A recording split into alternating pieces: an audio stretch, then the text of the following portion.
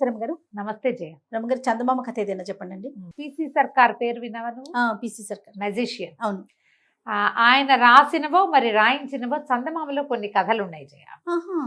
ఆయన కొన్ని magic tricks చెప్పి ఓకే, దానికి బేస్ ఒక స్టోరీ క్రియేట్ చేసినవి కొన్ని కథలు కనిపిస్తాయి. ఇవి 60s లో పిసి సర్కార్ కథలు అని ఉన్నాయి. ఆయన పేరు మీదే ఉన్నాయి. ఆయన పేరు మీదే ఉన్నాయి. పిసి సర్కార్ రాసిన కథలు అంటే నేను అనుకుంటా ఆయనే తెలుగులో రాసి ఉండకపోవచ్చు. ఆయన ఏదైనా ఒక ట్రిక్ గనక చెప్తే దానికి కథకులు ఎవరో డెవలప్ చేసి ఉండొచ్చు అని భావిస్తా అని అనుకుంటున్నా. మరి నేను బాగుంటాయి కొన్ని కథలు. పూర్వమట ఒక గ్రామం నుంచి కొంతమంది బయలుదేరి పూరి యాత్రకి వెళ్తున్నారు. అప్పట్లో రైళ్లు సౌకర్యాలు ఏమున్నాయి? ఏం లేవు. జట్లు జట్లుగా బయలుదేరేవాళ్ళు. మనం యాత్రలు చేసేటప్పుడు ఎప్పుడు ఒంటరిగా వెళ్ళకూడదు. అడవిలో నలుగురితో కలిసి వెళ్ళమంటారు. ఎందుకంటే ఏదైనా ప్రమాదం వస్తే నలుగురు నాలుగు పక్కలకి పరిగెడతారు, నలుగురు అరుస్తారు, నలుగురు కలిసి శబ్దాలు చేస్తారు. మనం మాట్లాడుకుంటూ వెళ్తాం, ఆర్చుకుంటూ నవ్వుకుంటూ మాట్లాడుకుంటూ వెళ్తే జంతువులు మన దగ్గరికి రావు. ఇంత పదఘట్టనలు బాగా దబా దబా శబ్దం అయితే పాముల దగ్గరికి రావు. ఎవడైనా మన మీద పడితే నలుగురు కలిసి తిరగబడ్డానికి అవకాశం ఉంటుంది. ఏదైనా ప్రమాదం ముంచుకొస్తే కనీసం ఈ నలుగురిలో ఇద్దరైనా ఊళ్ళలోకి వెళ్ళి ఏదైనా చేయగలుగుతారు. ఎప్పుడు గుంపులుగానే వెళ్ళాలి.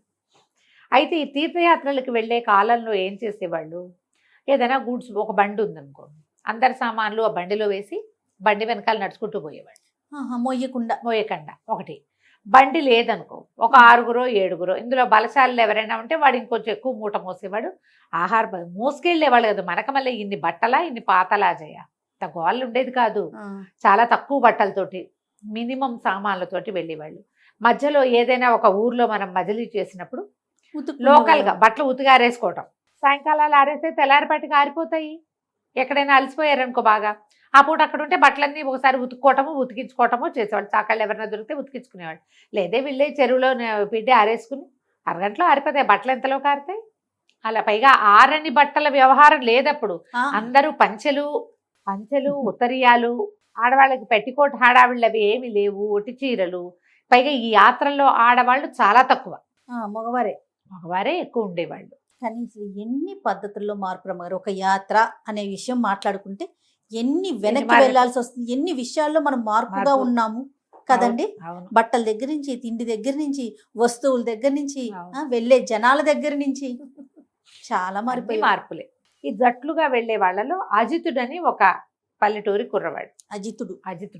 అజిత్ మంచి బలశాలి, కర్రసాములో వాడిది అందవేసిన చెయ్యి, చాలా గట్టివాడు. అయితే వెళ్తుంటే ఏమైంది, పూరి నగరానికి కొంత యువతలు ఉండగానే, పూరికి అంత ఒక 4 రోజులు ఇంకా ఉంది. రఘు అని ఒక దోపిడీ దొంగ, వాడు నాయకుడు. వాళ్ళు పట్టేశారు వీళ్ళని. పట్టేస్తే వీళ్ళ దగ్గర ఏముంటాయి, ప్రయాణం అక్కడ పూరిలో సమర్పించడానికి ముడుపులని మొక్కులని అక్కడ ఇచ్చుకోవడానికి అక్కడ కర్మకాండాలు అవి చేసుకుంటారు. అవును. ఇక అంటే మన ఏమంటారు, తర్పణాలు అవి విడవడానికి ఎక్స్ట్రా డబ్బు చిన్న చిన్న మూటల్లో దాచిపెట్టుకుంటారు. ఎంతో కొంత ఓ కడియమనో ఏదో ఉంటాయా, ఉంగరాలనో, ఇవన్నీ కొట్టేశారు. ఆ రఘు ఏం చేశాడు, ఒక పెద్ద గుంపుని వేసుకుని వీళ్ళ మీద పడ్డాడు. దారి దోపిడీ వాళ్ళు ఓకే పడేసరికల్లా అజిత్ మంచి కరసాము కదా, వాడు తిరగబడ్డాడు. చేతొచ్చిన వాడు ఆగడు కదా. తిరగబడేసరికల్లా రఘు గట్టిగా అరిచి కేకలు పెట్టాడు. ఏమిటి కాళికదే వరప్రసాదిని నాకు నా మీద తిరగబడతావుగా అన్నాడు. ఇక కొట్టాడు, అది కొట్టాడు, ఇది కొట్టాడు. మొత్తానికి 4 మీద పడి ఈ అజిత్తుని పట్టేశారు. కొంతమంది పారిపోయారు, అందరి దగ్గర నుంచి డబ్బులు లాగేసుకున్నారు. తిరగబడ్డాడు కాబట్టి వీడిని వదిలిపెట్టలా వాళ్ళు, మిగిలిన వాళ్ళని వదిలేశారు. అయితే వాడి బంధుపడు దొంగలు ఇంకా ఉన్నారు కదా, దారి దోపిడీ వాళ్ళంతా అన్నారు, కత్తి ఒకటి ఇచ్చారు రఘుకి. ఇచ్చి ఒక్క వేటితో వీడి తలనరికేయమన్నారు. అనేసరికి కాదు తలనరికేదు, సర్వలక్షణ సంపన్నంగా ఉన్నాడు, వీడిని కాళికకి బలిద్దాం. ఈ దారి మన ఏమన్నా బందిపోటు దొంగలు, దారి దోపిడీ దొంగలు, దోపిడీ ముఠాలన్నిటికీ కాళికాదేవే వాళ్ళ దేవత. వాళ్ళు వెళ్ళేటప్పుడు కాళీకి చెప్పెళ్తారు, యాత్ర సఫలం చెయ్యి అని. తిరిగి వచ్చాక మేకపోతున్నాం వేటపోతున్నాం ఇస్తారు, ఎనిపోతున్నాం, ఇప్పుడు వీడిని ఇచ్చేద్దాం అన్నాడు. అనేసాక పట్టేశారు. మిగిలిన వాళ్ళంతా అల్లబోదిబో అయ్యో కుర్రాడు వదిలే అన్నారు. వదిలేయలేదు గిదిలేయలేదు, వాడిని ఈడ్చుకుపోయారు. ఆ జీతని ఈడ్చుకెళ్ళిపోయారు. సరే ఏం చేశారు, ఒక కుటీరంలో బంధించారు. ఇతను పాపం వాళ్ళ తాత ముత్తాత అందరివి పేర్లు అవి రాసుకున్నాడు. పూరి యాత్రకు బయలుదేరాడు స్నేహితులతోటి. అందరు కొంచెం పెద్దవాళ్ళే, వయసు మళ్ళిన వాళ్ళు. ఏం చేయాలో తెలియదు, ఎట్లాగైనా తప్పించుకోవాలని చాలా చాలా చాలా ప్రయత్నం చేశాడు. ఏమీ కుదరలా. సరే రాత్రికి లాక్కుపోయారు కదా, తెల్లవారాక చూస్తే ఈ కుటీరానికి దగ్గరలో చుట్టూతా ఒక తోట, అది ఆ తోటలోనే ఉన్నాయి వీళ్ళ ఇళ్ళు. తోట ఒక రకమైన అడవి, మందార పువ్వులు చెట్లు, మందార చెట్లు ఎంత విరగబూసినాయో, ఎర్రగా జపాకుసుమాలు అంటారు, జపాపుష్పం అని రాస్తారు కథలో కూడా. ఎర్రటి పువ్వులు, దానిమ్మ చెట్లు, తర్వాత నిమ్మ చెట్లు ఉన్నాయి. ఒక నిమ్మ చెట్టు అయితే అసలు ఈ కుటీరానికి ఆనుకునే ఉంది, కిటికీలోంచి అందేలాగా ఉన్నాయి నిమ్మకాయలు. మధ్య మధ్యలో నిమ్మ చెట్టు గాలి కూడా వస్తుంది.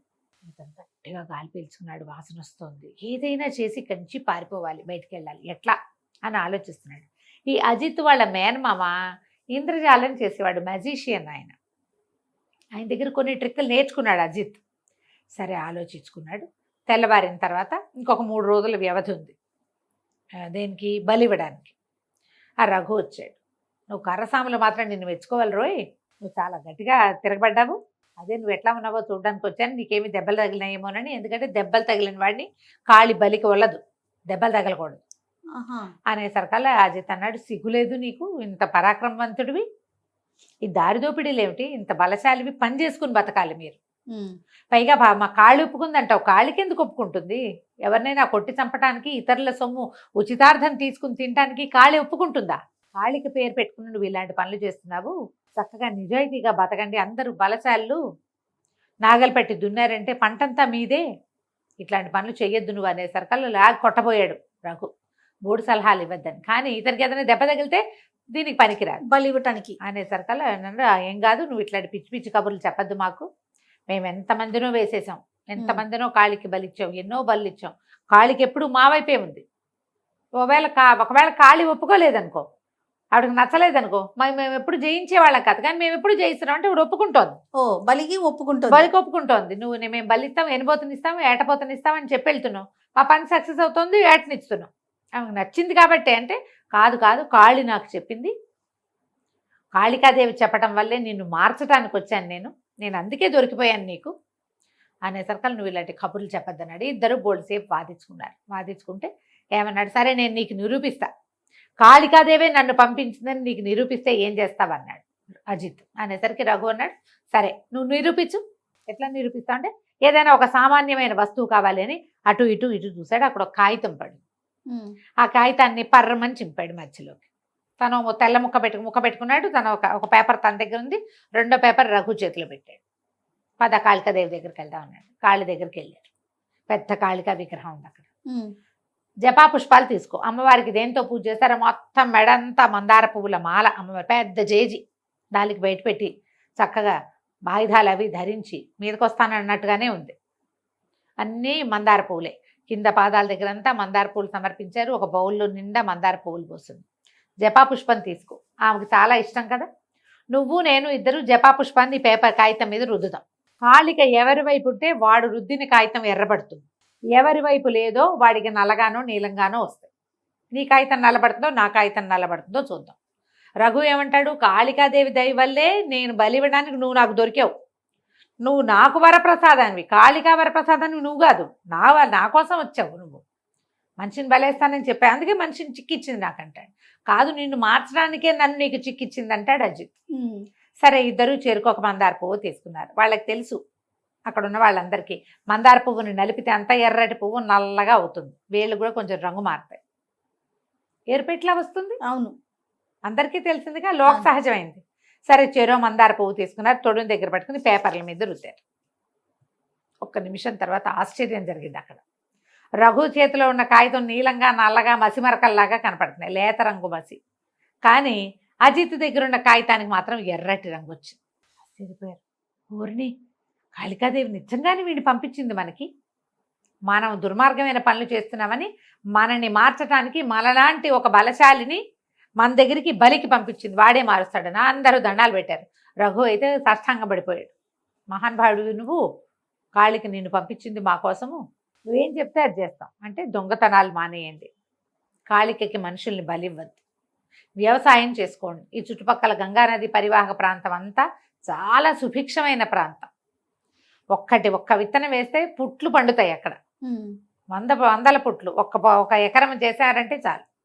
అందరూ కలిసి వ్యవసాయం చేసుకోండి, మీ దగ్గర ఉన్న గొర్రెపోతులను పెంచుకోండి, ఎనుబోతులను పెంచుకోండి, కానీ ఈ పని చెయ్యొద్దు ఓకే. కాళికకి సాత్వికాహారాన్ని బలి ఇవ్వండి, దానివల్ల మీరు కూడా సాత్వికులుగా మారతారని చెప్పాడు. అజిత్ సామాన్లు అజిత్కి అప్పచెప్పేసి అతన్ని ఒకళ్ళిద్దరు తోడొచ్చి పూరీ నగరానికి వెళ్ళే దారిలో వదిలిపెట్టేశాడు. ఈయన ఇంద్రజాలం చేసేటువంటి తన మావయ్యకు ఓ దండం పెట్టి అజిత్ వెళ్ళిపోయాడు. ఏం చేశాడు అజిత్? నిమ్మ చెట్టు ఉంది అక్కడ, ఒక నిమ్మకాయ కోసి దానికి గోరుతో ఘాటు పెట్టి దాన్ని రసాన్ని తీసుకున్నాడు. అజిత్ దగ్గర ఒక కాగితం ఉంది. వెళ్ళేటప్పుడు ఏం చేశాడు? పూరీ నగరానికి బయలుదేరాడు కదా, తాతవి, నాయనమ్మవి, అమ్మమ్మవి అందరివి గోత్రనామాలు రాసుకున్నాడు. తన స్నేహితుల్లో పెద్దవాళ్ళు పోయిన వాళ్ళవి రాసుకుని ఒక కాగితం తెచ్చుకున్నాడు. ఏం చేశాడు? ఈ కాగితాన్ని మధ్యకి మడిచి, ఆ కాగితం వాడి జేబులో ఉంది, ఒక ముక్కకి నిమ్మరసం రాసేసి కొంచెం ఆరనిచ్చి నలిపి అక్కడ పడేసాడు. తర్వాత ఏం చేశాడు? రఘు రాగానే మరి మాట్లాడుకున్నాక ఏదో ఒక సామాన్యమైన వస్తువైనా కాళిక ప్రూవ్ చేస్తుందని చెప్పి ఆ నలిగి కింద పడిపోయిన కాగితాన్ని తీసి ఆ కాగితం వీడే పడేశాడు. తన జేబులోంచి తీస్తే వాడు నమ్మడు. జాగ్రత్తగా నిమ్మకాయ రసం రాసిన కాగితం తను ఉంచుకుని నిమ్మరసం రాని మామూలు కాగితాన్ని వాడికి ఇచ్చాడు. నిమ్మకాయ మీద మందార పువ్వు తగిలితే ఎర్రగా వస్తుంది. Magic trick.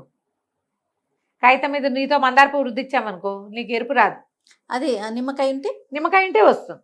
ఆ ట్రిక్ ప్లే చేసి కాళికాదేవి ప్రత్యక్షమైందని చూపించి ప్రాణాలు రక్షించుకున్నాడు అజిత్. బాగుంది కదా మహేంద్రజాల కథ? చాలా బాగుందండి. ఇలాంటివి బోల్డ్ కథలు ఉన్నాయి జయ, కొంచెం ఓపికగా చెప్పుకోవాలి. ఓకే, నెక్స్ట్ టైం చెప్దాం మళ్ళీ ఇంకోటి. తప్పకుండా అండి. నమస్తే. నమస్తే జయ. సుమన్ టీవీలో మీ పర్సనల్ అండ్ బిజినెస్ ప్రమోషన్స్ కోసం కింది నెంబర్కి కాంటాక్ట్ చేయండి.